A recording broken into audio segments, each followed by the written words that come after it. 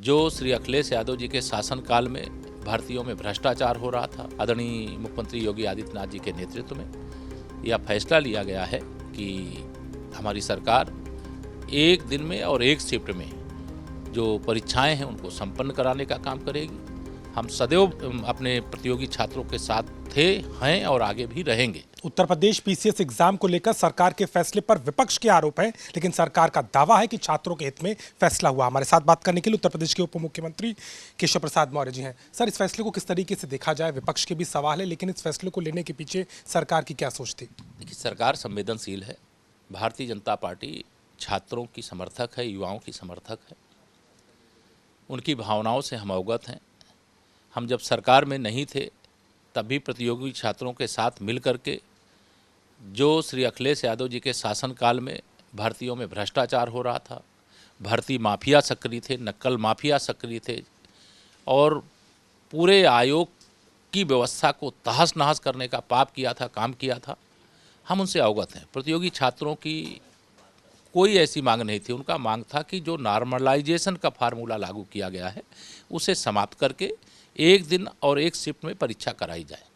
आदरणीय मुख्यमंत्री योगी आदित्यनाथ जी के नेतृत्व में यह फैसला लिया गया है कि हमारी सरकार एक दिन में और एक शिफ्ट में जो परीक्षाएं हैं उनको संपन्न कराने का काम करेगी।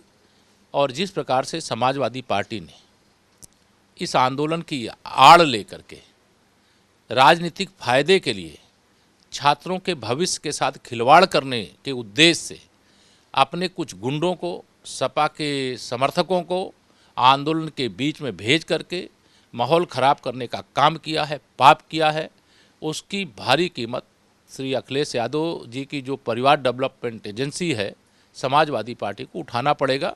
हम सदैव अपने प्रतियोगी छात्रों के साथ थे, हैं और आगे भी रहेंगे। अखिलेश यादव आरोप लगा रहे हैं कि आपने चुनाव की हार का ये डर था, ये आधी जीत है। तमाम आरोप उनके इस पूरे मामले पर लग रहे हैं और सरकार को वो छात्र विरोधी बताते हैं। मैंने इसीलिए कहा श्री अखिलेश यादव जी सूप बोले तो बोले, चलनी न बोले। श्री अखिलेश यादव जी के पास इस मुद्दे पर बोलने का कोई नैतिक अधिकार नहीं है। चुनाव तो वो वैसे भी हार चुके हैं। ये तो फूल करके गुब्बारा हो गए थे, इंडी गठबंधन के साथ गुब्बारा हो गए थे।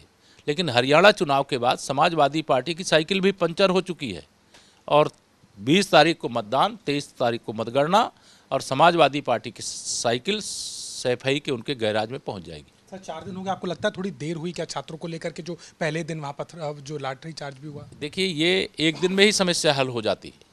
ये श्री अखिलेश यादव जी को और इनके सपा के समर्थकों को मैं दोषी मानता हूँ। हमारे बच्चे बहुत बुद्धिजीवी हैं, वो हमारे देश के, हमारे प्रदेश के भविष्य हैं और मैं उसी प्रयागराज का रहने वाला हूँ। वहाँ लगभग 10 लाख प्रतियोगी छात्र रहते हैं और वह कोई ऐसा काम नहीं करते हैं जिससे इस प्रकार का अराजक माहौल बने।